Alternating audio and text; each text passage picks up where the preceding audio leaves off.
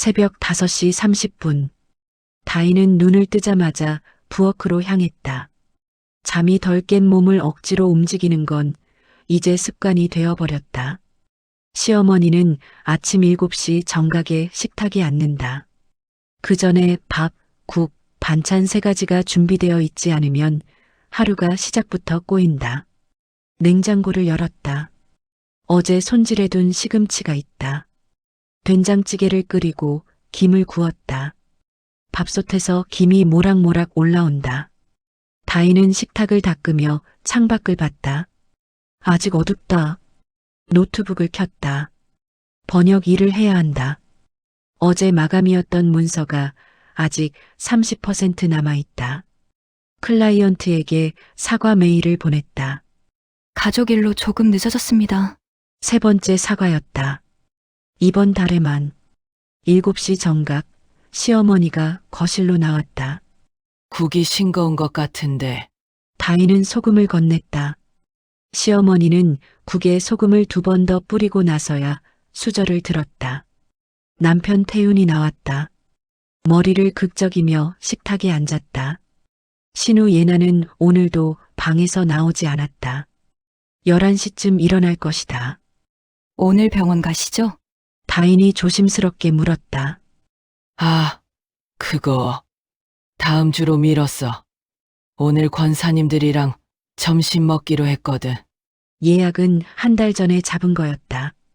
다인이 새벽 6시부터 병원 앱을 켜놓고 예약 버튼을 눌러서 겨우 잡은 정형외과 진료였다. 시어머니의 무릎 때문에. 그럼 제가 다시 예약. 그래. 내가 알아서 해. 아, 그리고 예나 옷 찾으러 백화점 가야 하니까 차 좀 빌려줘. 다인에게는 10년 된 소형차가 있다. 친정 엄마가 돌아가시기 전 마지막으로 사준 차였다. 시어머니는 그 차를 자기 차처럼 쓴다. 네. 다인은 그렇게 대답하고 설거지를 시작했다. 태유는 뉴스를 보며 커피를 마셨다. 아내가 설거지하는 소리를 배경음악 삼아. 번역 작업은 거실 소파에서 했다. 방에 들어가면 저기서 혼자 뭐해? 라는 소리가 나온다. 그래서 다인은 항상 거실에 앉아 있었다. 노트북 화면을 보면서도 귀는 항상 열어둬야 했다. 다인아, 물 좀, 다인아. 택배 좀 받아, 다인아. 이거 어떻게 하는 거야? 한 문단을 번역하는데 30분이 걸렸다. 보통이면 10분이면 끝날 분량이었다. 집중이 안 됐다. 아니, 집중할 수 없는 환경이었다. 오후 4시 택배가 도착했다. 명품 쇼핑몰 로고가 박스에 크게 적혀 있었다. 시어머니가 얼른 박스를 들고 방으로 들어갔다. 예나도 방에서 나와 함께 들어갔다. 문 닫히는 소리, 웃음소리. 다인은 다시 노트북을 켰다. 화면에는 미완성된 문서가 떠 있었다. 손가락을 키보드 위에 올렸다가 내렸다. 대신 휴대폰을 들었다. 은행 앱을 켰다. 주거래 통장, 결혼하면서 만든 통장이었다. 남편도 알고 시어머니도 아는 통장. 잔액 1,523만 4천 원. 3년 전부터 모은 돈이었다. 새벽 4시에 일어나 편의점 빵을 납품하는 알바를 2년 했다. 한 달에 50만 원. 주말에는 출장 요리를 했다. 한 번에 20만 원. 번역 일에서 나오는 수입의 절반은 생활비로 썼고 나머지 절반은 이 통장에 차곡차곡 모았다. 시어머니는 가끔 이 통장에 얼마나 있냐고 물어봤다.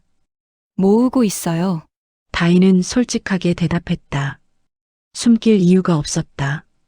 아니, 숨기면 오히려 의심을 샀다. 왜 모으는지도 정확히 몰랐다.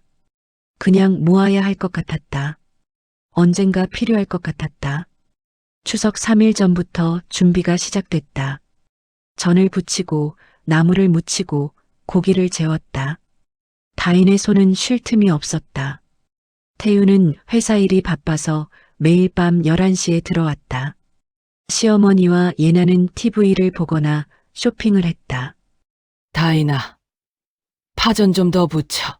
친척들 오면 부족할 것 같아. 네. 명절 당일 친척 16명이 집에 왔다. 다인은 주방과 거실을 오가며 음식을 날랐다. 시어머니는 거실에 앉아 친척들과 이야기를 나눴다. 우리 며느리가 요리를 잘해서 다행이에요. 손이 참 야물어. 칭찬처럼 들리는 말이었다. 하지만 다인은 알았다. 저 말의 진짜 뜻을 며느리 잘 부려먹고 있다는 뜻이라는 걸. 식사가 끝났다. 남자들은 거실에서 TV를 봤다. 여자들은 주방에서 설거지를 했다. 아니, 다인만 설거지를 했다. 다른 여자들은 이야기를 나눴다. 다인 씨는 아이 계획은 없어요? 시숙모가 다가와 물었다. 아, 그게 우리 태윤이가 승진하려면 애가 있어야지. 회사에서 그런 거 보거든요. 시어머니가 대신 대답했다. 요즘 시대가 어느 땐데. 다인은 설거지에 집중했다. 손이 떨렸다. 4시간 동안 설거지를 했다. 마지막 그릇을 닦을 때쯤엔 손이 퉁퉁 부어 있었다. 거실을 지나가는데 태윤이 소파에 누워 코를 골고 있었다. 예나는 휴대폰으로 사진을 찍고 있었다. 한복 입은 셀카였다. 언니, 물 좀요. 다인은 부엌으로 돌아가 물을 따랐다. 손이 떨려서 물이 컵 밖으로 흘렀다. 밤 11시 모든 친척이 돌아갔다. 다인은 거실 바닥에 주저앉았다. 허리가 아팠다. 발이 부었다. 수고했어. 태윤이 지나가며 한마디 던졌다. 위로가 아니었다. 그냥 형식적인 말이었다. 다인은 대답하지 않았다. 그날 밤 다인은 침대에 누워 천장을 봤다. 옆에서 태윤이 자고 있었다. 규칙적인 숨소리, 평화로운 잠. 다인은 휴대폰을 꺼내 메모 앱을 열었다. 9월 28일 추석. 16명 식사 준비. 4시간 설거지. 허리 통증. 남편 소파에서 낮잠. 신우는 셀카. 아무도 고맙다는 말 없음. 기록했다. 왜 기록하는지는 몰랐다. 그냥 기록해야 할 것 같았다. 10월의 어느 토요일, 다인은 장을 보러 시장에 나갔다. 시어머니가 갑자기 함께 가자고 했다. 보통은 혼자 다녀오라고 하는데 오늘은 달랐다. 우리 권사님들한테 다인이 얼마나 알뜰한지 자랑하고 싶어서. 시장 입구에서 권사님들을 만났다. 3명이었다. 모두 시어머니와 비슷한 나이대였다. 어머, 이분이 며느리분이에요. 얼굴이 착하게 생겼네요. 네. 저희 며느리 손이 참 야물어요. 시장에서 흥정도 잘하고. 다인은 어색하게 웃었다. 채소 가게 앞에 섰다. 콩나물을 집었다. 이거 얼마예요? 3,000원이요. 2,500원에 주세요. 다인이 말하자 상인이 고개를 저었다. 요즘 물가가 얼마나 올랐는데요. 3,000원도 남는 게 없어요. 그래도 단골인데. 안 돼요. 3,000원이에요. 그때 시어머니가 끼어들었다. 아니, 뭐 고작 500원 때문에 그러세요? 우리 며느리가 좀 그래요. 너무 깐깐해서. 권사님들이 웃었다. 다인의 얼굴이 뜨거워졌다. 아니, 그게 아니라. 됐어. 그냥 3,000원 주고 사. 창피하게. 시어머니가 지갑을 꺼냈다. 다인의 지갑에서 언제 가져갔는지 모르겠다. 3,000원을 내고 콩나물을 받았다. 시장을 나오는 내내 시어머니는 권사님들에게 말했다. 며느리가 좀 짜요. 친정이 어려웠나 봐요. 다인은 아무 말도 하지 않았다. 입을 열면 울 것 같았다. 집으로 돌아오는 차 안. 시어머니가 말했다. 다인아, 너무 티내지 마. 사람들 앞에서 우리 집안 망신시키는 거야. 죄송합니다. 다인은 그렇게 대답했다. 하지만 속으로는 다르게 생각했다. 500원이 문제가 아니었어. 당신이 나를 어떻게 대하는지가 문제야. 집에 도착했다. 다인은 장을 정리하고 방으로 들어갔다. 휴대폰을 꺼냈다. 10월 12일 시장. 콩나물 500원 흥정. 시어머니가 사람들 앞에서 짜다. 친정이 어려웠다 발언. 내 지갑 무단 사용. 기록했다. 손이 떨렸다. 그날 밤부터 다인은 달라지기 시작했다. 겉으로는 여전히 순종적이었다. 하지만 속으로는 모든 것을 관찰하고 기록했다. 메모 앱에는 매일 기록이 쌓여갔다. 11월의 어느 새벽 2시, 다인은 잠에서 깼다. 휴대폰이 울렸다. 알림 하나. 새로운 기기에서 로그인 되었습니다. 은행 앱이었다. 다인은 잠이 확 깼다. 누가 내 계좌에 로그인했다는 건가? 은행 앱을 켰다. 비밀번호를 입력했다. 로딩 화면. 그리고 잔액. 잔액 1223만 4천 원. 300만 원이 사라졌다. 다인은 이체 내역을 확인했다. 2024년 11월 15일 2시 3분 타행 이체 300만 원. 받는 사람은 최경희. 시어머니였다. 다인은 침대에서 일어나 거실로 나갔다. 시어머니 방문 앞에 섰다. 불이 꺼져 있었다. 문을 두드릴까 망설였다. 아니, 지금 깨우면 안 된다. 증거를 먼저 확보해야 한다. 다인은 방으로 돌아와 휴대폰으로 화면을 캡처했다. 로그인 알림. 이체 내역. 잔액. 모두 스크린샷을 찍었다. 날짜와 시간이 선명하게 찍혔다. 2시 1분 새 기기 로그인. 2시 3분 300만 원 이체. 새벽 2시에 누가 이체를 하나. 게다가 내 동의도 없이. 다인은 잠을 이룰 수 없었다. 새벽 5시까지 천장만 봤다. 머릿속으로 시뮬레이션을 했다. 아침에 뭐라고 말할까? 어떻게 반응할까? 아니, 일단 조용히 지켜보자. 서두르면 안 된다. 7시. 평소처럼 아침 식사를 준비했다. 시어머니가 나왔다. 평소와 다르지 않은 표정이었다. 잘 잤어? 네. 다인은 침착하게 대답했다. 밥을 퍼고 국을 올렸다. 태윤이 나왔다. 예나는 오늘도 방에서 나오지 않았다. 오늘 날씨 좋네. 시어머니가 말했다. 네. 다인은 짧게 대답하고 밥을 먹었다. 맛이 없었다. 아무 맛도 느껴지지 않았다. 식사가 끝났다. 설거지를 하는데 시어머니가 다가왔다. 다인아, 내가 오늘 친구들이랑 백화점 가는데 돈 좀 쓸 일이 있어서 네? 너 통장에서 좀 썼어. 300만 원 급한 일이 있었거든. 다인은 설거지하던 손을 멈췄다. 물이 뚝뚝 떨어졌다. 그게 미리 말씀해 주시지. 뭐? 며느리 돈이 곧 시어머니 돈이지. 우리가 남이야? 가족인데 뭘 그렇게 따지고 그래. 아니, 그게 아니라 제가 모아둔 돈인데 모아둔 돈. 누구 돈으로 모았는데? 내가 이 집에서 편하게 먹고 자면서 번 돈 아니야? 다인은 입을 다물었다. 더 말하면 싸움이 날 것 같았다. 나중에 돌려줄게. 왜 그렇게 예민하게 굴어? 시어머니는 그렇게 말하고 방으로 들어갔다. 다인은 다시 설거지를 시작했다. 손이 떨렸다. 그릇이 손에서 미끄러져 싱크대에 떨어졌다. 깨지지는 않았다. 태윤이 회사 가려고 현관으로 나갔다. 다인이 따라갔다. 여보, 왜?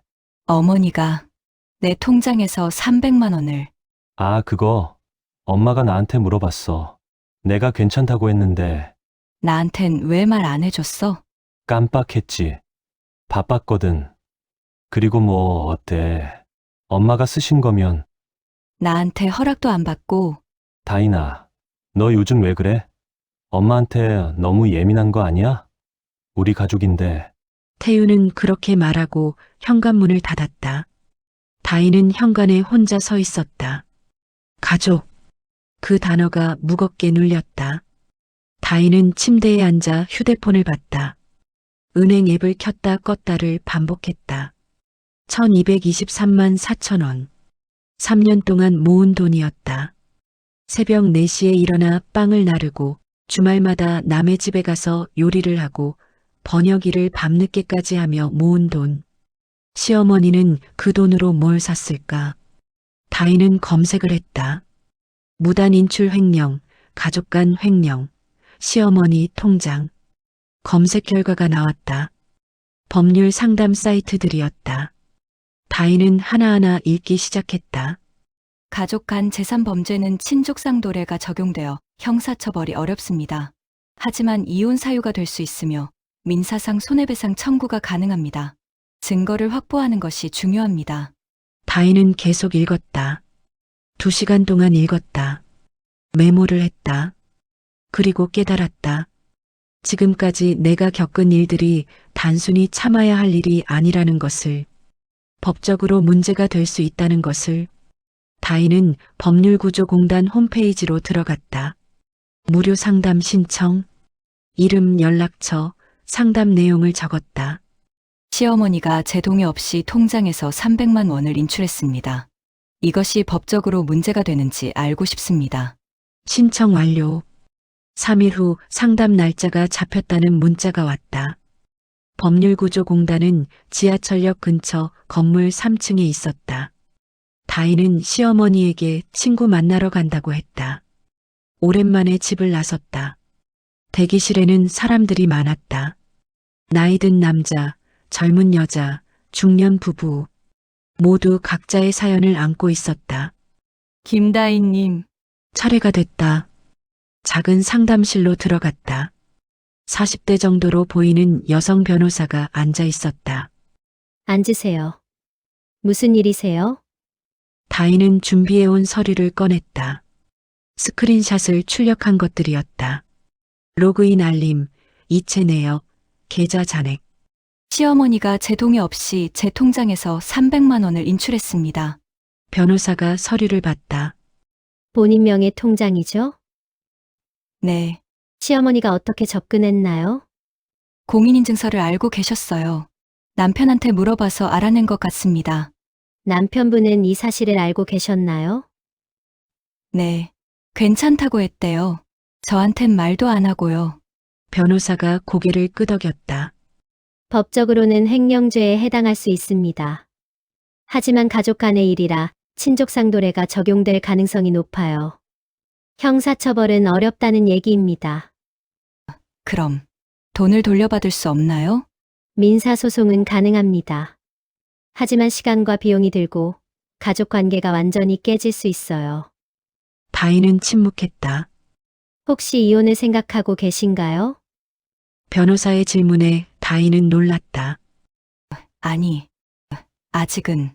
이런 일들이 반복되고 있나요? 이게 처음인가요? 다인은 생각했다. 500원 콩나물 사건, 명절날 4시간 설거지, 친구들한테 전화해서 험담한 일, 택배 몰래 뜯어본 일. 자주 있습니다. 기록하고 계세요? 네, 메모 앱에 잘하셨어요. 계속 기록하세요. 날짜, 시간, 구체적인 발언, 목격자까지요. 나중에 필요할 수 있습니다. 나중이요? 이혼 재판이나 위자료 청구할 때요. 배우자나 배우자 가족의 학대, 모욕은 이혼 사유가 됩니다. 다인은 처음으로 이혼이라는 단어를 구체적으로 생각했다. 지금 당장 이혼하라는 게 아니에요. 하지만 준비는 해두는 게 좋아요. 혹시 모르니까요. 상담은 30분 동안 이어졌다. 나올 때 변호사가 명함을 건넸다. 혹시 본격적으로 진행하고 싶으시면 연락하세요. 여성 인권 전문 변호사를 소개해 드릴게요. 다인은 명함을 받아 지갑에 넣었다. 집으로 돌아가는 길. 지하철 안에서 다인은 생각했다. 이혼. 나는 이혼을 원하나? 확실하지 않았다. 하지만 한 가지는 확실했다.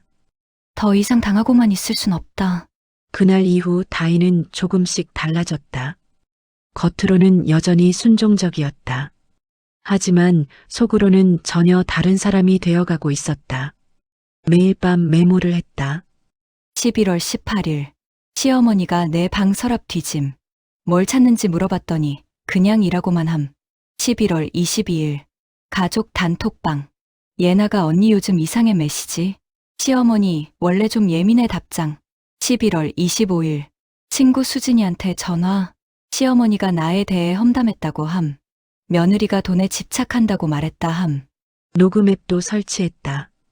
가족 모임 때마다 녹음했다. 시어머니의 발언, 예나의 비웃음, 태윤의 침묵. 모두 녹음됐다. 12월 초, 다인은 두 번째 상담을 받았다. 이번엔 유료 상담이었다. 여성 인권 전문 변호사였다. 증거가 잘 모아지고 있네요. 계속하세요.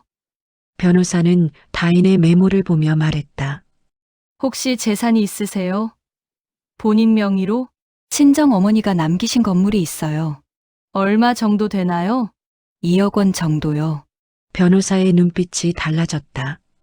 혹시 시댁 식구들이 그 건물에 대해 알고 있나요? 네, 알고 있어요.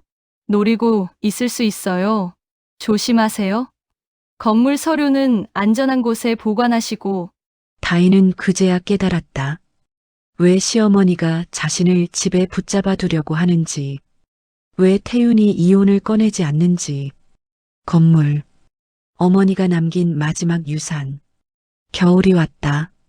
다인은 매일 같은 루틴을 반복했다. 새벽 5시 30분 기상, 아침 준비, 번역일, 집안일, 그리고 밤에는 기록. 메모 앱의 기록은 이제 수백 개가 넘어갔다. 다인은 매일 밤 그것들을 읽었다. 읽을 때마다 마음이 단단해졌다. 나는 이상한 게 아니야. 이건 명백히 잘못된 거야. 12월 중순, 다인은 아파트 경비 아저씨와 친해졌다. 60대 초반으로 보이는 이한수 씨였다. 오늘도 일찍 나가시네요. 네. 장 보러요. 며느리가 고생이 많으시네요. 이한수 씨는 다인의 상황을 어느 정도 알고 있었다. 매일 아침 쓰레기를 버리러 나오는 다인을 봤고 시어머니가 다인을 대하는 태도도 봤다. 힘드시죠? 괜찮아요. 아니에요. 제가 다 보거든요. 어르신께서 며느리한테 하시는 말들. 다인은 놀라서 이한수 씨를 봤다. 들으셨어요? 여기 경비실이 1층이잖아요. 소리가 다 들려요. 특히 아침에 창문 열고 큰 소리로 뭐라고 하실 때 다인은 부끄러웠다. 다른 사람들도 다 알고 있었구나. 혹시 제가 필요하시면 도와드릴 수 있어요. 네. 저도 아내 잃고 혼자 살아서 그런지 며느리 고생하는 거 보면 안쓰럽더라고요. 혹시 나중에 법적으로 뭐 필요하시면 제가 본 거 얘기해 드릴게요. 다인의 눈시울이 뜨거워졌다. 누군가 자신의 편이 되어준다는 게 이렇게 감사한 일인지 처음 알았다. 감사합니다. 며느리도 사람이에요. 존중받아야죠. 그날 이후 다인은 이한수 씨와 가끔 이야기를 나눴다. 이한수 씨는 다인에게 용기를 줬다. 12월 24일, 시댁 식구들이 모두 외출했다. 교회 성탄절 행사가 있다고 했다. 다인에게는 집에서 저녁 준비를 하라고 했다. 우리 8시쯤 올게. 저녁 준비해놔. 집에 혼자 남았다. 다인은 오랜만에 긴 한숨을 쉬었다. 노트북을 켰다. 밀린 번역 일을 해야 했다. 하지만 집중이 안 됐다. 대신 검색을 했다. 이혼 절차, 재산 분할, 위자료. 여러 법률 사이트를 돌아다녔다. 이혼 조정 신청 방법, 필요한 서류, 예상 기간. 모두 메모했다. 그리고 친정 어머니가 남긴 건물 서류를 꺼냈다. 금고에 보관하던 것이었다. 등기부등본을 확인했다. 소유자 김다인. 어머니가 생전에 다인 명의로 바꿔놨다. 상속세를 미리 처리하기 위해서였다. 다인은 서류를 다시 금고에 넣었다. 그리고 금고 비밀번호를 바꿨다. 혹시 모르니까 저녁 7시 저녁 준비를 시작했다. 찌개를 끓이고 전을 부쳤다. 혼자 먹을 밥도 미리 차려놨다. 8시가 됐다. 현관문이 열렸다. 시어머니, 예나, 태윤이 들어왔다. 그리고 한 명 더. 엄마 친구분이 같이 오셨어. 저녁 대접해드려. 인사도 없었다. 미리 말해주지도 않았다. 다인은 급히 밥을 한 공기 더 차렸다. 어머, 며느리가 참 부지런하네요. 엄마 친구분이 칭찬했다. 시어머니가 웃으며 대답했다. 우리 며느리 손이 야물어요. 시집 와서 고생 좀 했지만 다인은 주방에서 그 말을 들었다. 고생 좀 했지만 마치 자신이 다인을 키워준 것처럼 말하는 투였다. 저녁이 끝났다. 설거지를 하는데 가족 단톡방에 메시지가 왔다. 오늘 이브인데 언니는 선물도 없어? 며느리가 그런 건 잘 챙기지 않아요. 역시. 다인은 휴대폰을 내려놨다. 설거지를 계속했다. 손이 떨렸지만 참았다. 그날 밤 메모를 했다. 12월 24일 크리스마스 이브 사전 통보 없이 손님 한 명 추가. 단톡방에서 선물 없다 비난. 시어머니 그런 건 안 챙긴다 발언. 그리고 단톡방 캡처를 저장했다. 12월이 저물어갔다. 다인은 3번째 법률 상담을 받았다. 증거가 많이 모였네요. 이제 결정하셔야 할 때예요. 계속 이렇게 사실 건지 아니면 행동에 옮길 건지. 변호사의 말이 무거웠다. 조금 더 시간이 필요해요. 알겠습니다. 하지만 너무 오래 끌지는 마세요. 다인 씨 건강도 생각하셔야죠. 상담을 마치고 나오는데 변호사가 한마디 더 했다. 다인 씨, 혹시 심리 상담도 받아보시는 건 어떨까요? 이런 상황에서 혼자 견디는 건 쉽지 않아요. 생각해 볼게요. 다인은 그렇게 대답했지만 사실 이미 마음속으로는 결정을 내리고 있었다. 1월 1일, 새해가 밝았다. 시댁 식구들은 모두 떡국을 먹으며 새해 소망을 말했다. 올해는 태윤이 승진했으면 좋겠어요. 시어머니가 말했다. 저는 결혼하고 싶어요. 예나가 말했다. 나는 건강하게만 지냈으면. 태윤이 말했다. 다인의 차례가 왔다. 모두가 다인을 봤다. 저는 제 삶을 살고 싶어요. 잠깐 침묵이 흘렀다. 무슨 소리야? 지금 안 살고 있어? 시어머니가 웃으며 물었다. 아니에요. 그냥 올해는 저를 좀 더 챙기고 싶다는 뜻이에요. 며느리가 자기만 생각하면 안 되지. 가족을 먼저 생각해야지. 다인은 더 이상 대답하지 않았다. 떡국을 먹었다. 맛이 없었다. 그날 밤 다인은 결심했다.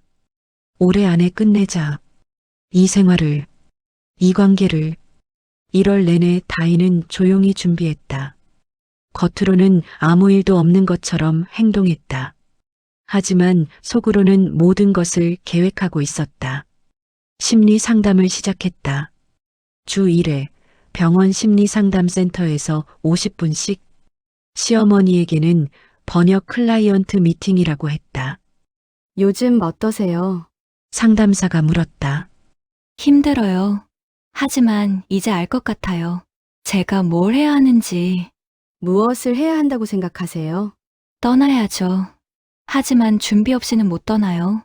철저하게 준비해야 해요. 그게 두렵지 않으세요? 두렵죠.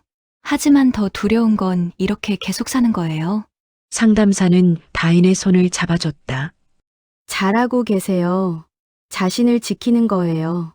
집으로 돌아오는 길, 다인은 휴대폰으로 부동산 앱을 켰다. 원룸을 검색했다. 친정 어머니 건물 근처로. 언젠가 이사갈 곳을 미리 알아봐야 했다. 보증금 500만 원, 월세 45만 원. 작지만 혼자 살기엔 충분했다. 2월 14일. 밸런타인데이. 다인은 초콜릿을 준비하지 않았다. 작년까지는 시댁 식구 모두에게 초콜릿을 선물했었다. 하지만 올해는 하지 않았다. 언니, 초콜릿 없어요? 예나가 물었다. 아, 깜빡했네요. 진짜 요즘 이상하다. 작년엔 다 줬잖아요. 미안해요. 다인은 간단히 사과하고 방으로 들어갔다. 가족 단톡방에 메시지가 쏟아졌다. 언니 요즘 진짜 이상해. 나도 느꼈어. 뭔가 달라졌어. 설마 바람 피우는 거 아니죠? 그럴 리가. 근데 요즘 자주 외출하긴 해. 그냥 좀 예민한가 보다. 내가 얘기해 볼게. 다인은 단톡방 내용을 캡처했다. 저장했다. 밤에 태윤이 다가왔다. 여보, 요즘 좀 이상해. 무슨 일 있어? 없어요. 엄마가 걱정하시는데 우리한테 뭔가 불만 있어? 없다니까요. 그럼 왜 초콜릿도 안 준비하고 맨날 나가고 그래? 병원 가는 거예요. 병원. 어디 아파? 상담 받아요. 심리 상담. 태윤의 얼굴이 굳었다. 심리 상담 왜? 힘들어서요. 뭐가 힘든데? 우리 집에서. 다인은 대답하지 않았다. 야, 이상한 소리 하지 마. 괜히 상담 같은 거 받으면 정신만 더 이상해져. 그만 다녀. 제 돈으로 가는 건데요. 그래도 안 돼. 우리 집안 이미지에 안 좋아. 며느리가 정신과 다닌다는 소문나면 어떡해. 다인은 태윤을 봤다. 차갑게 봤다. 제가 힘든 건 중요하지 않고 집안 이미지가 중요한 거예요. 그게 무슨 소리야. 당연히 너도 중요하지. 하지만 방법이 있잖아. 왜 하필 정신과를? 심리 상담 센터예요. 정신과 아니에요. 비슷한 거 아니야. 다인은 더 이상 말하지 않았다. 등을 돌리고 누웠다. 태윤은 한참 서 있다가 거실로 나갔다. 3월. 날씨가 풀렸다. 다인은 6달 동안 모은 증거들을 정리했다. 녹음 파일 32개, 단톡방 캡처 89개, 일기 기록 187개, 계좌 이체 내역 1개, 300만 원, 목격자 경비 아저씨 이한수, 변호사를 다시 만났다. 충분해요. 이제 시작할 수 있어요. 정말 괜찮을까요? 두렵죠. 하지만 다인 씨, 이미 6개월을 견뎠잖아요. 이제 마지막 단계만 남았어요. 다인은 고개를 끄덕였다. 이혼 조정 신청부터 할게요. 먼저 조정을 시도하고 안 되면 재판으로 가는 거예요. 시댁에서 반대하면요? 증거가 있으니까 큰 문제 없어요. 시간이 좀 걸릴 뿐이에요. 다인은 서류에 서명했다. 이혼 조정 신청서. 손이 떨렸지만 또박또박 이름을 썼다. 횡령 고소는요? 동시에 진행할게요. 300만 원 무단 인출건으로요. 처벌은 안 되더라도 기록은 남아요. 모든 절차가 시작됐다. 3월 15일 이혼 조정 신청서가 시댁으로 배달됐다. 법원에서 보낸 우편물이었다. 다인은 그날 일부러 집에 있었다. 결과를 봐야 했다. 시어머니가 우편물을 열었다. 얼굴이 하얗게 질렸다. 이게 무슨... 예나가 달려왔다. 서류를 봤다. 언니가 이혼 신청을 했어요? 태윤이 회사에서 급히 돌아왔다. 오후 3시였다. 다인아, 이게 뭐야? 세 사람이 다인을 둘러쌌다. 다인은 침착하게 소파에 앉았다. 보시는 대로예요. 이혼하고 싶어요. 미쳤어? 갑자기 왜? 갑자기가 아니에요. 5년 동안 생각했어요. 시어머니가 소리쳤다. 5년. 5년 동안 우리가 뭘 못해줬는데 먹여주고 채워주고 내가 번 돈도 다 내 통장에 넣게 해주고 제 통장에서 300만 원 빼가셨잖아요. 그게 지금 문제야? 나중에 돌려준다고 했잖아. 동의도 없이 가져가셨어요. 새벽 2시예요. 그게 뭐가 어때서? 가족인데. 다인은 차분하게 말했다. 가족이라고 해서 뭐든 허락되는 건 아니에요. 제 돈을 제 동의 없이 가져가는 건 횡령이에요. 횡령. 지금 시어머니를 도둑 취급하는 거야? 사실이잖아요. 시어머니의 얼굴이 붉어졌다. 태윤이 다인의 팔을 잡았다.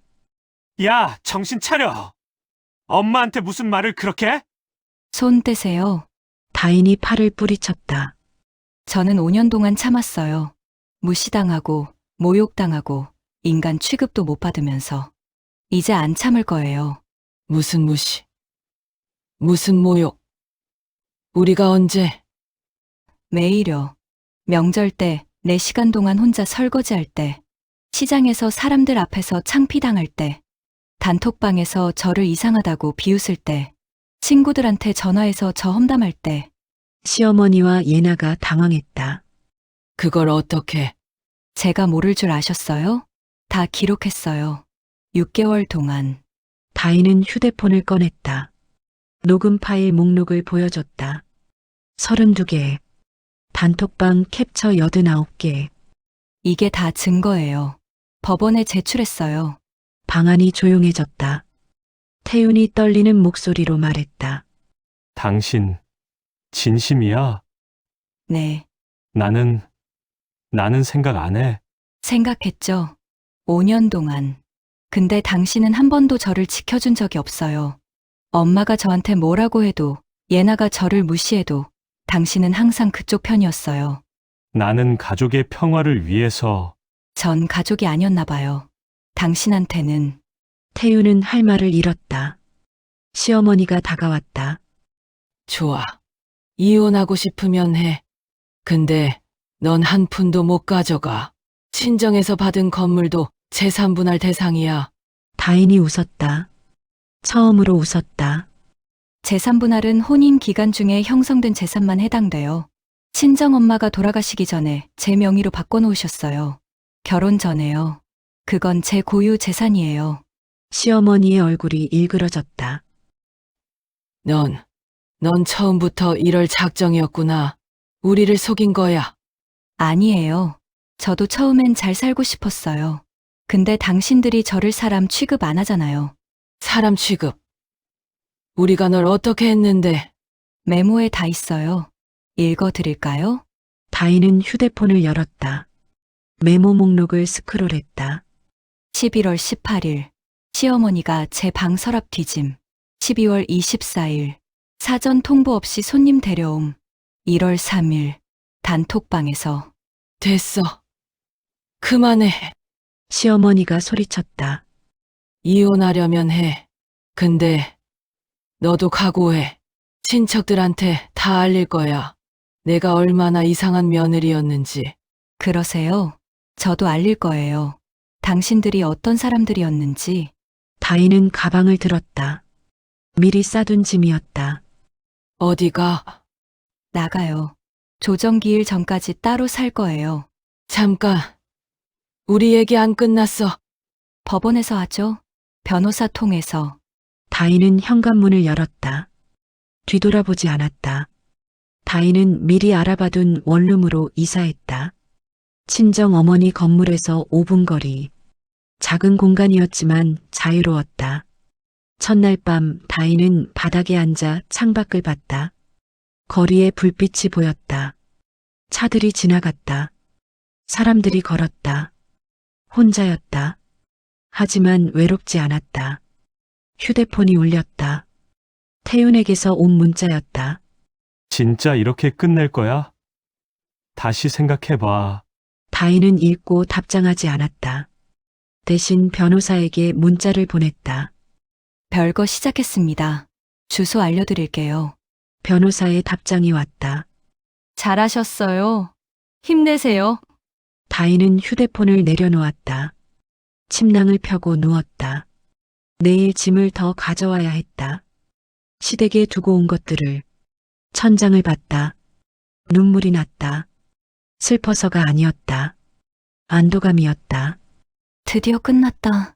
3월 말. 첫 번째 조정 기일이 잡혔다. 법원 가정조정실. 다인은 변호사와 함께 도착했다. 시댁 식구들은 이미 와 있었다. 시어머니, 태윤, 그리고 태윤이 선임한 변호사, 조정위원이 들어왔다. 50대 여성이었다. 양측 다 오셨네요. 먼저 신청인 측 이야기를 들어보겠습니다. 다인의 변호사가 서류를 제출했다.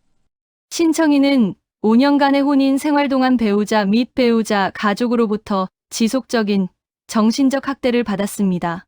여기 증거 자료가 있습니다. 녹음 파일 목록, 단톡방 캡처, 일기사본, 목격자 진술서. 조정위원이 서류를 넘기며 읽었다. 표정이 굳어졌다. 상당히 구체적이네요. 태윤의 변호사가 말했다. 부부간에 있을 수 있는 일상적인 갈등을 과장한 것입니다. 이혼 사유가 될 수 없습니다. 과장이 아닙니다. 다인이 처음으로 입을 열었다. 6개월 동안 매일 기록했어요. 날짜, 시간, 상황, 발언 내용까지. 거짓이 하나라도 있다면 확인해 보세요. 태윤이 다인을 봤다. 다인은 시선을 피하지 않았다. 그리고 횡령건도 있습니다. 다인의 변호사가 통장 사본을 제출했다. 시어머니 최경희 씨가 신청인의 동의 없이 계좌에서 300만 원을 인출했습니다. 새벽 2시예요. 그건 급한 일이 있어서. 시어머니가 말했다. 며느리 돈이 곧 시어머니 돈 아닌가요? 가족인데. 아닙니다. 조정위원이 잘라 말했다. 타인명의 계좌에서 무단으로 금액을 인출하는 것은 명백한 불법입니다. 가족 간이라도 마찬가지입니다. 시어머니가 입을 다물었다. 조정은 2시간 동안 이어졌다. 태윤 측은 이혼을 원하지 않았다. 하지만 증거 앞에서 할 말이 없었다. 일단 오늘은 여기까지 하고 2주 후에 다시 모이겠습니다. 그때까지 양측이 합의점을 찾아보세요. 조정이 끝났다. 복도에서 태윤이 다인을 불렀다.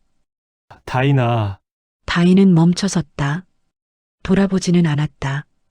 우리 정말 이렇게 끝내야 해? 네, 나는 당신을 사랑해. 거짓말. 진심이야. 사랑하는 사람을 그렇게 대하지 않아요. 다인은 걸어갔다. 태윤은 더 이상 따라오지 않았다.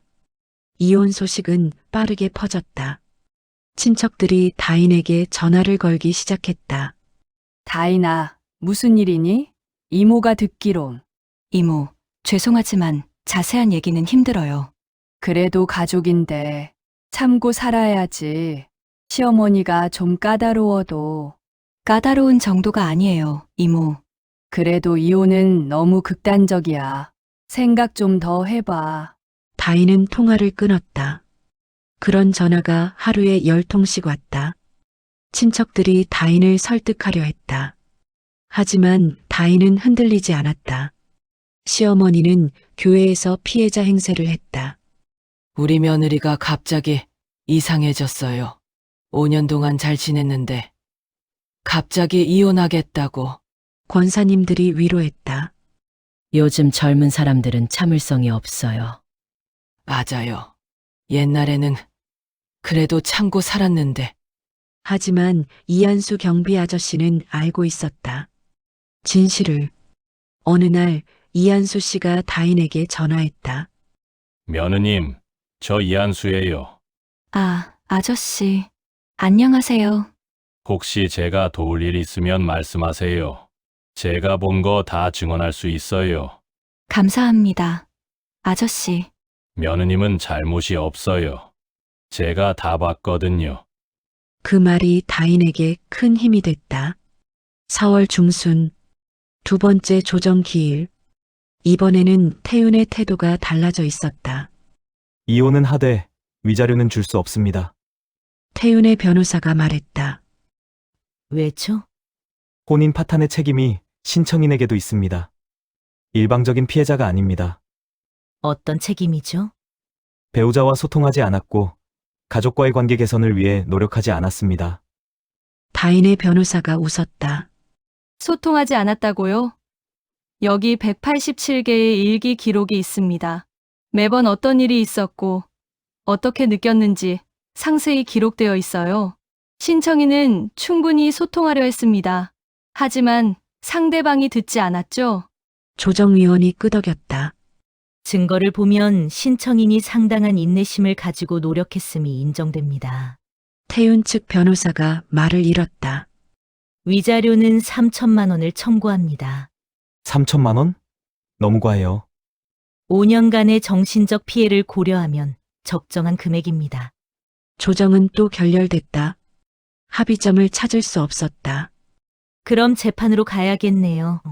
조정위원이 한숨을 쉬었다. 5월, 본격적인 재판 준비가 시작됐다. 다인의 변호사는 증거를 더 보강했다. 이한수 경비 아저씨의 진술서를 받았다.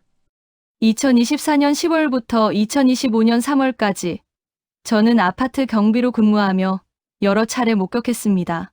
피고 최경희 씨가 현관 앞에서 원고에게 큰 소리로 쓸모없다, 제대로 하는 게 없다는 등의 발언을 하는 모습. 원고는 항상 고개를 숙이고 있었습니다. 구체적이고 명확한 진술이었다. 다인은 심리 상담 기록도 제출했다. 환자는 지속적인 정서적 학대로 인해 우울감, 불안감, 자존감 저하를 호소함, PTSD 증상이 관찰됨. 의학적 소견도 증거가 됐다. 태윤 측도 반격을 준비했다. 다인의 친구들에게 연락해서 다인의 성격에 문제가 있다는 증언을 받으려 했다. 하지만 실패했다. 다인의 친구들은 오히려 다인 편이었다. 친구 수지는 다인 변호사에게 진술서를 보냈다. 다인은 5년 동안 힘들어했습니다. 만날 때마다 야위어갔고 웃음이 줄어들었어요. 시댁 이야기만 나오면 눈물을 흘렸습니다. 하지만 참았어요. 가족을 위해서라고 했어요. 그런 다인을 이상하다고 말하는 건 부당합니다. 증거는 다인 쪽으로 기울고 있었다. 5월 말, 첫 번째 재판 기일, 가정법원 301호 법정. 다인은 변호사와 함께 원고석에 앉았다. 건너편 피고석에는 태윤과 그의 변호사가 앉았다. 시어머니는 증인석에 앉아 있었다. 판사가 들어왔다. 40대 남성 판사였다. 이혼 청구 사건 심리를 시작하겠습니다. 먼저 원고 측 주장을 들어보겠습니다. 다인의 변호사가 일어섰다. 원고는 5년간의 혼인 생활 동안 피고 미 피고의 가족으로부터 지속적인 정서적 학대를 받았습니다. 이는 민법 제840조 제6호 기타 혼인을 계속하기 어려운 중대한 사유에 해당합니다. 증거 서류가 제출됐다. 판사는 꼼꼼히 읽었다. 녹음 파일이 32개, 문자 메시지 캡처가 89개. 상당히 많네요. 네. 원고는 6개월 동안 체계적으로 증거를 수집했습니다. 판사가 몇 개의 녹음 파일을 들었다. 시어머니의 목소리가 법정에 울려 퍼졌다. 너는 정말 쓸모없어. 시집 와서 뭘 제대로 한 게 있어? 이렇게 못난 며느리는 처음 봐. 친정이 어려워서 그런지 품위가 없어. 법정이 조용해졌다. 시어머니의 얼굴이 창백해졌다. 판사가 다음 파일을 재생했다. 가족 모임 때 녹음된 것이었다. 다인아, 물 좀. 다인아, 이거 좀 치워. 다인아, 저거 좀 가져와. 연속된 지시. 감사 인사는 단 한 번도 없었다. 판사가 녹음을 멈췄다. 피고 측, 이에 대해 반론 있습니까? 태윤의 변호사가 일어섰다. 재판부, 이는 일상적인 가족 간의 대화입니다. 며느리에게 심부름을 시키는 것이 학대라고 볼 수 없습니다. 단순한 심부름이 아닙니다. 다인의 변호사가 반박했다. 187개의 일기 기록을 보시면 원고는 하루 평균 14시간을 가사노동에 할애했습니다. 본인의 번역일은 새벽이나 심야에 했고요. 수면 시간은 평균 5시간이었습니다. 그건 원고가 선택한 것 아닙니까? 선택이 아니라 강요였습니다. 거부하면 가족 단톡방에서 게으르다. 며느리 자격이 없다는 비난이 이어졌고요. 판사가 단톡방 캡처를 보고 있었다. 피고 최경희 씨, 증인석으로 나오세요. 시어머니가 일어나 증인석으로 갔다. 선서를 했다. 증인은 원고의 통장에서 300만 원을 인출한 사실이 있습니까? 네. 있습니다. 원고의 동의를 받았습니까? 아들한테는 허락받았습니다. 원고 본인한테는요? 말씀드렸습니다. 사후에 사전 동의 없이 인출했다는 말이죠? 급한 일이 있어서 무슨 급한 일입니까? 시어머니가 입을 다물었다. 다인의 변호사가 서류를 제출했다. 같은 날 피고는 백화점에서 200만 원 상당의 명품 가방을 구매했습니다. 여기 신용카드 영수증이 있습니다. 판사의 눈빛이 차가워졌다. 급한 일이 명품 구매였습니까? 그게 제 돈이 좀 부족해서 타인의 돈을 무단으로 사용한 것에 대해 어떻게 생각하십니까? 며느리 돈이 곧 시어머니 돈 아닙니까? 가족인데. 아닙니다. 판사가 단호하게 말했다. 가족이라도 각자의 재산권은 보호됩니다. 이는 명백한 불법 행위입니다. 시어머니는 더 이상 말하지 못했다. 다음은 태윤의 차례였다. 피고는 원고가 힘들어한다는 것을 알고 있었습니까? 어느 정도는 어떤 조치를 취했습니까? 가족끼리 잘 지내라고 했습니다. 구체적으로 어떻게 했습니까? 어머니에게 원고를 존중하라고 말한 적 있습니까? 그건 대답하세요. 없습니다. 왜입니까? 어머니를 화나게 하기 싫어서. 판사가 서류에 뭔가를 적었다. 심리는 3시간 동안 이어졌다. 경비 아저씨 이한수도 증인으로 나왔다. 저는 매일 아침 원고가 새벽같이 일어나는 것을 봤습니다. 쓰레기를 버리러 나올 때면 항상 피곤한 얼굴이었어요. 한 번은 울면서 나오신 적도 있습니다. 왜 우셨는지 아십니까? 그날 피고 최경희 씨가 현관에서 큰 소리로 넌 왜 이렇게 못하냐고 하시는 걸 들었습니다. 구체적이고 설득력 있는 증언이었다. 재판이 끝났다. 판사가 말했다. 다음 기일은 6월 15일입니다. 그때까지 양측 최종 의견서를 제출하세요. 법정을 나오는데 태윤이 다인을 불렀다. 다인아, 잠깐. 다인은 멈췄다. 이렇게까지 할 필요 있었어. 엄마가 저렇게 창피를 당하게. 당신 엄마가 나한테 한 짓은요. 그건 괜찮아요? 그래도 가족인데. 이제 아니에요. 곧 남이 될 거예요. 다인은 돌아섰다. 태윤의 목소리가 뒤에서 들렸다. 후회할 거야. 다인은 대답하지 않았다. 후회는 당신이 할 거라고 생각하며 걸었다. 재판 소식은 친척들 사이에 빠르게 퍼졌다. 시댁 식구들은 피해자 행세를 했지만 구체적인 증거들 앞에서 점점 말을 잃었다. 교회에서도 분위기가 바뀌기 시작했다. 처음에는 시어머니 편이었던 권사님들도 하나둘 거리를 두기 시작했다. 아니, 며느리 통장에서 돈을 그렇게 뺐다며? 게다가 명품 사는데 썼대. 새벽 2시에 몰래 뺐다잖아. 소문은 통제할 수 없었다. 시어머니는 교회 모임에 나가지 않게 됐다. 나가면 사람들의 시선이 불편했다. 예나도 변했다.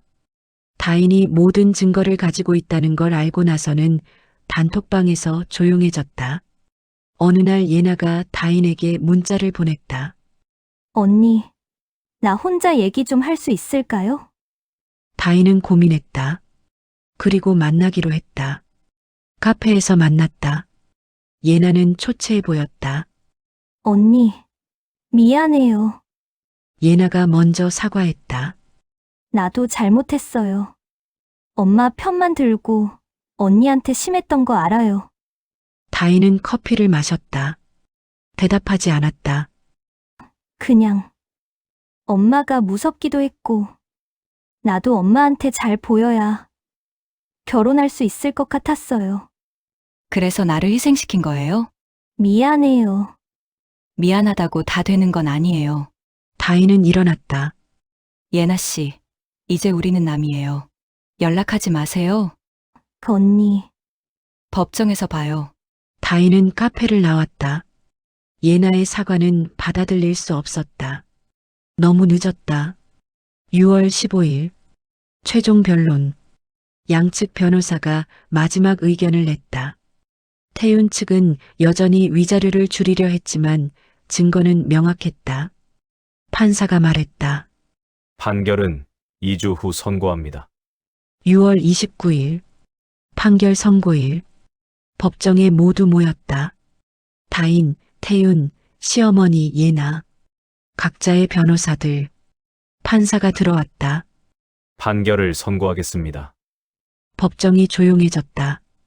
원고 김다인과 피고 김태윤은 이혼한다. 첫 문장이 떨어졌다.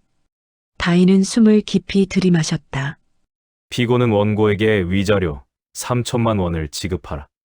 시어머니가 작게 신음했다. 혼인 기간 중 형성된 재산에 대해서는 원고와 피고가 각각 50%씩 분할한다. 이에 따라 피고는 원고에게 재산분할금 2천만 원을 지급하라. 총 5천만 원. 다인이 받게 될 돈이었다. 원고가 상속받은 건물은 원고의 고유 재산으로 인정되어 재산분할 대상에서 제외한다. 건물은 지켜졌다. 이상으로 판결을 마칩니다. 판사가 자리에서 일어났다. 법정을 나오는 다인의 발걸음은 가벼웠다. 5년 만에 처음으로 느끼는 자유였다. 변호사가 손을 잡아줬다. 축하드려요. 정말 잘 싸우셨어요. 감사합니다. 이제 새 삶을 사세요. 다인은 고개를 끄덕였다. 복도에서 태윤이 기다리고 있었다. 다인아, 이제 남이에요. 부르지 마세요. 미안해. 진심이야. 저도 미안해요. 당신을 사랑했던 시절이 있었다는 게. 다인은 지나쳤다. 돌아보지 않았다. 7월, 이혼이 확정됐다. 다인은 원룸에서 계속 살았다. 친정 어머니 건물 1층을 카페로 개조하기로 했다. 작은 카페, 혼자 운영할 수 있을 만한 크기. 인테리어 업체와 상담했다. 어떤 느낌으로 하고 싶으세요? 따뜻하고 편안한 느낌이요. 사람들이 와서 쉴 수 있는 곳. 좋아요. 이름은 정하셨어요? 다인은 잠시 생각했다. 엄마의 시간이요. 좋은 이름이네요. 인테리어는 한 달이 걸렸다. 다인은 매일 공사 현장에 나가 진행 상황을 확인했다. 나무 테이블, 따뜻한 조명, 작은 책장, 창가 자리. 하나하나 다인이 선택했다. 벽 한쪽에는 엄마 사진을 걸었다. 시장에서 웃고 있는 엄마의 모습. 엄마, 나 잘하고 있죠? 사진 속 엄마는 웃고 있었다. 이혼 후에도 심리 상담은 계속됐다. 주 1회에서 2주 1회로 줄었지만 여전히 필요했다. 요즘 어떠세요? 상담사가 물었다. 좋아요. 처음으로 제 시간을 살고 있는 것 같아요. 악몽은요? 많이 줄었어요. 이제 일주일에 한두 번 정도? 좋아지고 있네요. 네. 근데 가끔 죄책감이 들어요. 어떤 죄책감이요? 제가 너무 이기적인 게 아닌가. 가족을 버린 게 아닌가. 상담사가 고개를 저었다. 다인 씨, 본인을 지키는 게 이기적인 게 아니에요. 그건 생존이에요. 그래도 다인 씨가 5년 동안 얼마나 참았는지 기억해요. 매일 기록을 읽어보세요. 그게 정상적인 관계였나요? 다인은 침묵했다. 자책하지 마세요. 다인 씨는 잘못한 게 없어요. 상담을 마치고 나오는 길, 다인은 휴대폰 메모를 열었다. 6개월 동안의 기록들. 하나하나 읽었다. 읽을수록 확신이 들었다. 나는 잘못하지 않았다. 나는 나를 지킨 거다. 8월 초, 엄마의 시간 카페가 문을 열었다. 작은 개업식이었다. 친구들이 왔다. 경비 아저씨 이한수도 왔다. 변호사도 왔다. 축하해요. 다인 씨, 감사합니다. 선생님 덕분이에요. 아니에요. 다인 씨가 잘 싸웠어요. 카페는 조용했다. 손님이 많지 않았다. 하지만 다인은 괜찮았다. 천천히 가면 됐다. 첫 손님은 동네 할머니였다. 여기 새로 생겼네? 커피 한 잔 주세요. 네. 잠시만 기다려주세요. 다인은 커피를 내렸다. 정성스럽게 라떼 아트도 그렸다. 하트 모양. 어머, 예쁘네. 할머니가 웃었다. 다인도 웃었다. 그날 손님은 5명이었다. 많지 않았지만 다인은 행복했다. 저녁에 문을 닫고 정리하는데 누군가 문을 두드렸다. 예나였다. 언니, 왜 왔어요? 그냥 카페 오픈했다고 해서 축하하려고. 다인은 문을 열지 않았다. 고마운데 안 받을게요. 돌아가세요. 언니, 나 진짜 미안해요. 잘못했어요. 알아요. 근데 용서는 안 돼요. 그래도 언니는 내 형수였잖아요. 과거형이죠. 다인은 블라인드를 내렸다. 예나가 서 있는 게 보였지만 신경 쓰지 않았다. 카페는 조금씩 자리를 잡아갔다. 단골이 생겼다. 동네 주민들, 근처 직장인들. 여기 커피 맛있어요. 사장님이 친절하세요. 칭찬을 들을 때마다 다인은 뿌듯했다. 번역 일도 계속했다. 카페 일과 병행하니 바빴지만 예전처럼 힘들지는 않았다. 시간을 내가 통제할 수 있었으니까. 9월 중순 친구 수진이 카페에 왔다. 다인아, 너 정말 많이 좋아졌다. 그래? 응. 얼굴도 밝아지고 웃음도 많아졌어. 그런가? 5년 전 내 모습 같아. 결혼하기 전. 다인은 거울을 봤다. 수진 말이 맞았다. 자신도 느꼈다. 변화를. 행복해. 응. 혼자지만 외롭지 않아. 남자는? 아직 당분간은 혼자 살 거야. 그래. 천천히 해. 넌 충분히 잘하고 있어. 수진이 손을 잡아줬다. 따뜻했다. 10월. 다인은 우연히 태윤 소식을 들었다. 친구가 말해줬다. 태윤 씨 재혼한대. 그래. 응. 회사 후배랑. 근데 또 시어머니랑 같이 산대. 다인은 웃었다. 불쌍하네. 그 후배. 너는 괜찮아? 응. 아무렇지 않아. 진짜로. 거짓말이 아니었다. 태윤에 대한 감정은 사라졌다. 미련도 분노도. 다만 안쓰러웠다. 태윤의 새 아내가. 또 같은 일이 반복되겠지. 그 사람은 변하지 않을 거야. 시어머니 소식도 들렸다. 교회에 거의 나오지 않는다고 했다. 친척들과도 거리가 멀어졌다고. 다인은 안타깝지 않았다. 자업자득이었다. 카페는 점점 안정됐다. 월 매출도 꾸준했다. 적자는 아니었다. 큰 흑자도 아니었지만 먹고 사는 데는 문제 없었다. 다인은 바리스타 자격증 공부를 시작했다. 더 좋은 커피를 내리고 싶었다. 주말마다 학원에 다녔다. 새로운 것을 배우는 게 즐거웠다. 다인 씨, 손재주가 좋으시네요. 강사가 칭찬했다. 감사합니다. 나중에 대회도 나가보세요. 충분히 잘하실 것 같아요. 칭찬을 들으니 기분이 좋았다.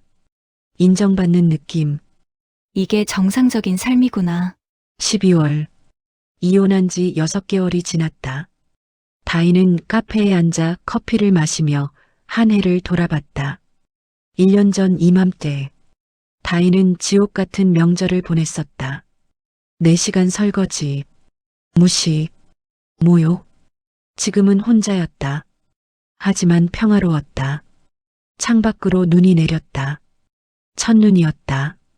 다인은 밖으로 나갔다. 손을 펼쳤다. 눈송이가 손바닥에 내려앉았다. 차가웠지만 기분이 좋았다. 누군가 옆에 섰다. 경비 아저씨 이한수였다. 사장님, 첫눈이네요. 네, 아저씨. 이제 정말 괜찮아 보여요. 감사해요, 아저씨. 아저씨가 도와주셔서 이길 수 있었어요. 아니에요. 본인이 잘하신 거예요. 용기 있게. 이한수 씨가 카페로 들어갔다. 다인은 혼자 눈을 맞았다. 나 잘했지? 엄마? 하늘을 올려다봤다. 눈이 계속 내렸다. 12월 말. 다인은 새해를 준비했다. 카페에 작은 파티를 열기로 했다. 단골 손님들을 초대해서 케이크도 준비하고 음료도 준비했다. 12월 31일 저녁. 10명 정도의 손님이 모였다.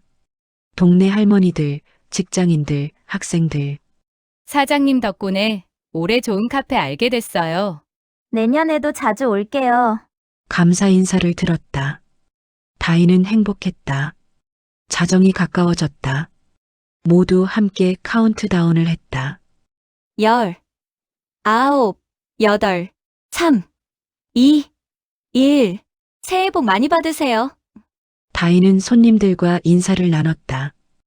혼자가 아니었다. 새로운 인연들이 생겼다. 1월 3일. 다인은 시장에 장을 보러 갔다. 엄마가 장사하던 그 시장. 채소가게 앞에 섰다. 1년 전 500원 때문에 모욕받았던 그 가게. 콩나물 주세요. 3,000원이에요. 네.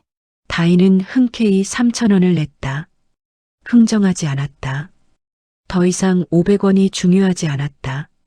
존엄을 지키는 게 더 중요했다. 시장을 걸으며 엄마 친구들을 만났다. 어머, 다인이? 엄마의 단골 손님이었던 할머니였다. 안녕하세요, 할머니. 잘 지내. 이혼했다며? 네. 잘했어. 그 집안 원래 소문 안 좋았어. 내 엄마가 얼마나 걱정했는데. 엄마가요? 응. 내가 결혼하고 얼마 안 돼서 나한테 말했어. 우리 다인이 고생하는 것 같다고. 그래서 내가 힘들면 나오라고 해 했더니 내 엄마가 다인이가 참을성이 많아서 걱정이래. 다인의 눈시울이 뜨거워졌다. 엄마가 건물을 내 이름으로 바꾼 것도 그래서야. 혹시 힘들 때 기댈 곳이 있으라고. 그렇구나. 내 엄마가 똑똑했어. 딸이 힘들 걸 미리 알았나 봐. 할머니가 봉투를 건넸다. 이거 내 엄마가 나한테 맡긴 거야. 다인이가 힘들어 보이면 주라고. 다인은 떨리는 손으로 봉투를 열었다. 편지가 들어 있었다. 엄마의 글씨였다.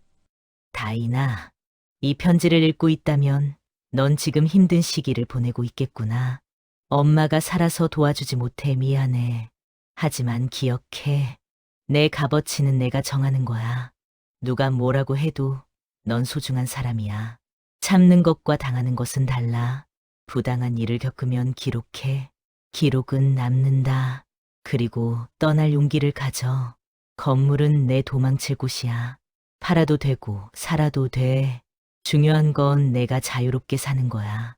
엄마는 항상 내 편이야. 사랑한다, 내 딸. 엄마가.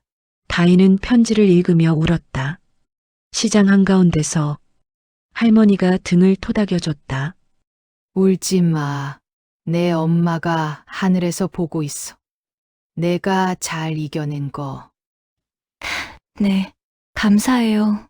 다인은 눈물을 닦았다. 카페로 돌아왔다. 엄마의 편지를 액자에 넣어 벽에 걸었다. 엄마, 나 잘하고 있어요. 이제 괜찮아요. 오후 카페 문이 열렸다. 30대 초반으로 보이는 남자가 들어왔다. 안녕하세요. 아메리카노 한 잔 주세요. 네. 잠시만요. 다인은 커피를 내렸다. 남자는 창가 자리에 앉아 노트북을 켰다. 1시간쯤 지나서 남자가 다가왔다. 사장님, 여기 분위기 정말 좋네요. 자주 올 것 같아요. 감사합니다. 혹시 실례가 안 되면 연락처 받을 수 있을까요? 카페 단골 모임 같은 거 있으면 연락받고 싶어서요. 다인은 잠시 망설였다. 그리고 웃으며 말했다. 단골 모임은 없는데 연락처는 드릴게요. 명함을 건넸다. 남자가 받았다. 감사합니다. 저는 민준이라고 해요. 다인이에요. 남자가 나갔다. 다인은 창밖을 봤다. 새로운 시작일까? 아직 모르겠다. 하지만 두렵지 않았다. 이제 다인은 자신을 지킬 수 있었으니까. 카페 엄마의 시간은 이제 동네에서 작은 명소가 되었다. 커피가 맛있다는 소문보다 사장님이 따뜻하다는 말이 더 많이 돌았다. 다인은 오늘도 새벽 6시에 일어났다. 하지만 이제는 다르다. 누군가를 위해서가 아니라 자신이 좋아하는 일을 하기 위해서 원두를 갈고 커피를 내리고 빵을 굽는다. 이 모든 것이 자신의 선택이다. 카페 문을 열자 첫 손님이 들어왔다. 민준이었다. 또 왔어요. 매일 오시네요. 여기 커피가 제일 맛있어서요. 민준은 1월부터 거의 매일 왔다. 처음엔 업무 때문이라고 했다.